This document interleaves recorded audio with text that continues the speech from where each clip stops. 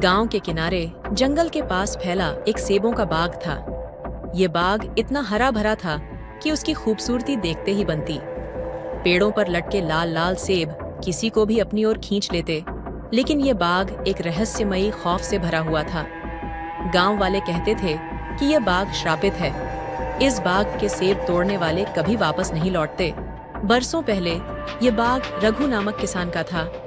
रघु बहुत मेहनती था और अपने बाग से बेहद प्यार करता था, लेकिन गांव के अमीर जमींदार प्रीतम सिंह ने उसकी जमीन हड़पने की ठानी। जब रघु ने जमीन बेचने से मना कर दिया तो जमींदार ने एक रात बाग में आग लगा दी। रघु उस आग में फंस गया और जलकर मर गया। मरने से पहले उसने बदला लेने की कसम खाई और बाग को श्राप दे दिया। जो भी इस बाग के सेबों को छुएगा वह मौत के मुंह में जाएगा।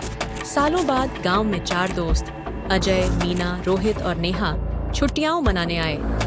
गांव वालों ने उन्हें बाग के बारे में चेतावनी दी, लेकिन दोस्तों को यह महज एक अफवाह लगी। उन्होंने तय किया कि रात में उस बाग में जाकर सच्चाई पता करेंगे। अगली रात जब चांदनी चारों ओर फैली हुई थी, चारों दोस्त बाग की ओर चल पड़े। बाग के पास पहुंचते ही ठंडी हवा चलने लगी। हर तरफ अजीब सी खामोशी थी। मीना ने कहा, यहाँ कोई भूत वूत नहीं है, डरने की कोई बात नहीं। अजय ने मुस्कुराते हुए कहा, अगर इतनी हिम्मत है तो एक सेब तोड़कर दिखाओ। मीना ने हंसते हुए एक लाल सेब तोड़ लिया। जैसे ही सेब की डाली टूटी, एक जोरदार चीख जंगल से गूंज उठी। चारों दोस्त चौंक कर इधर उधर देखने लगे। सेब तोड़ने के बाद दोस्तों ने बाग से बाहर निकलने की कोशिश की, लेकिन रास्ता बार बार उन्हें बाग की ओर लौटा रहा था। ऐसा लग रहा था कि बाग उन्हें बाहर नहीं जाने देना चाहता। अचानक अजय ने महसूस किया कि उसकी परछाई के पीछे कोई और परछाई चल रही है। उसने पलट कर देखा तो एक जलती हुई आकृति उसकी ओर बढ़ रही थी। यह रघु का भूत है, नेहा चीख पड़ी। आकृति ने गुस्से में कहा, तुमने मेरी शांति भंग की है, अब तुम्हें इसका दंड भुगतना होगा। चारों दोस्त डर के मारे इधर उधर भागने लगे। मीना के हाथ का सेब अचानक खून से लथपथ हो गया। रोहित ने देखा कि सेबों के पेड़ों की जड़ें उनकी ओर बढ़ रही थीं, मानो उन्हें खींचकर मिट्टी में दफन कर देना चाहती हो।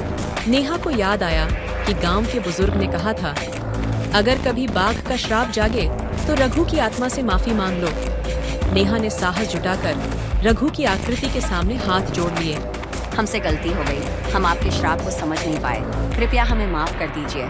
रघु की जलती हुई आकृति कुछ देर रुकी और फिर कहा, तुमने मेरी चेतावनी को अनदेखा किया, लेकिन अगर तुम वादा करो कि इस बाग को कभी नहीं छेड़ोगे तो मैं तुम्हें जाने दूंगा। चारों ने वादा किया और हाथ जोड़कर अपनी जान बचाने की प्रार्थना की। अचानक सब कुछ शांत हो गया। बाग की खामोशी लौट आई। अगली सुबह दोस्तों ने गांव वालों को सारी बात बताई। वे डर से कांप रहे थे। गांव वालों ने उन्हें समझाया कि लालच और अहंकार कभी शांति नहीं ला सकते। वह बाग अब भी वैसा ही खड़ा है। पेड़ों पर लटके लाल लाल सेब किसी को भी अपनी ओर बुलाते हैं, लेकिन उस दिन के बाद किसी ने उस बाग में जाने की हिम्मत नहीं की। हम सभी को प्रकृति और आत्माओं का सम्मान करना चाहिए। लालच और अनादर हमेशा विनाश को बुलाते हैं।